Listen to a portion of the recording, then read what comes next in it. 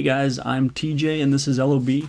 Welcome back to the channel. So that short little video that I just played there was not something I normally do. As some of you know, this channel is less about the overview. I don't necessarily pride myself in reviewing bikes, although I am pretty opinionated, but it's more about the art and the passion behind the bikes. And I just got a whole bunch of new gear, so I wanted to try that gear out and I made a little video. So if you guys like that and you want to see more videos like that in the future, just let me know down below. And that being said, let's get into it. This is the new 2018 Remedy 8, 160mm travel. Let's check it out.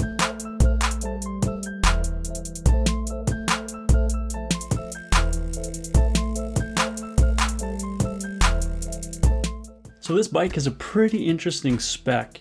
It kind of falls between the Remedy 9.7 and the Remedy 9.8. Now the 9.7 and the 9.8 are both carbon fiber bikes, but the 8 is spec'd better than the 9.7. And quite significantly, the 9.7 gets a 1x11 drivetrain and the Remedy 8 gets a 1x12 drivetrain. The Remedy 8 also gets a better front fork. In my opinion, if you were to choose between the Remedy 8 and the Remedy 9.7, although the 9.7 has a really nice price tag this year, I would go the 8 every day of the week. When it comes to full suspension mountain bikes, I would choose spec over carbon frame, hands down every time. Now this bike is spec'd fairly nicely for the price, coming in at $3,300 US, 2,700 euros or $4,400 Canadian. The Remedy 8 shares the same geometry as the Remedy 9.8, with the bike being a little bit longer and lower than say a Fuel EX, helping the Remedy maintain stability on the descent. The chainstay remains uniform across the line at 433mm. With the head tube angle, a slack 66.1 degrees. The drivetrain gets a 10 to 50 tooth rear cassette and a 32 tooth front chainring. Now most people would consider Trek to be a little bit more on the expensive side, and I wouldn't deny that. But when it comes to Trek, they tend to put a little bit more innovation and tech into their frames, and this bike is no exception.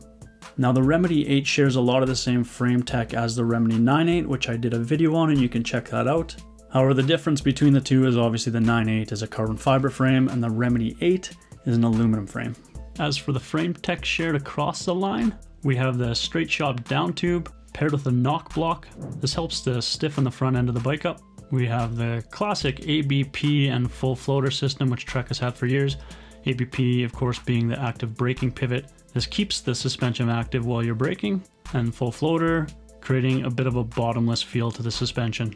The frame also features Boost 148, which is a wider hub standard, helps to stiffen up the wheels, and the Control Freak internal cable routing for keeping that cable management nice and tidy. And lastly, the Minolink. When adjusted, will slacken the head tube half a degree and lower the bottom bracket. Another talking feature for Trek is their suspension. They put a lot of research and development and time into this suspension and do most of their development on the West Coast in California at their suspension research facility. That being said, the frame is 150mm of travel, while the front fork is 160mm. Front fork, of course, being a RockShox Lyric, and I will point out that this is an upgrade from the 9.7, which has the Yari.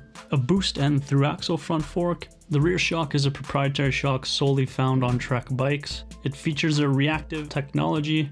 Reactive is a technology formed with Penske Racing, with the idea to create a quicker responding rear suspension, which ultimately keeps the tire contact in the ground as much as possible. And the one nice upgrade over the Remedy 9.7 that the Remedy 8 gets is the drivetrain, which has the SRAM GX versus the NX. The difference there is a 1x12 versus a 1x11 drivetrain. And of course the whole package wouldn't be complete without some SRAM Guidar front brakes.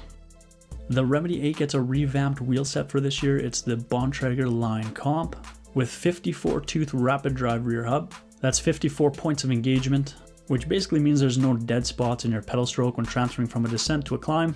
And the wheels are wrapped with Team Edition 120 TPI XR4s in a 2.4 wide configuration. Component wise, the Remedy 8 is equipped with some aluminum bits and a drop line dropper post. The nice thing here is that the bar and stem is a 35mm oversized configuration, which helps to stiffen things up. The dropline post isn't the best post out there, but for the price point, it works really well. As I've mentioned in other videos, I rode mine all last year, and I quite liked it. Well, that pretty much does it for the video, guys. Thank you for watching. Thank you for making it to the end if you did.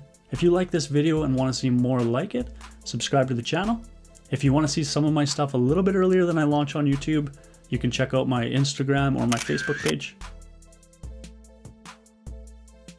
Keep the rubber down. Peace.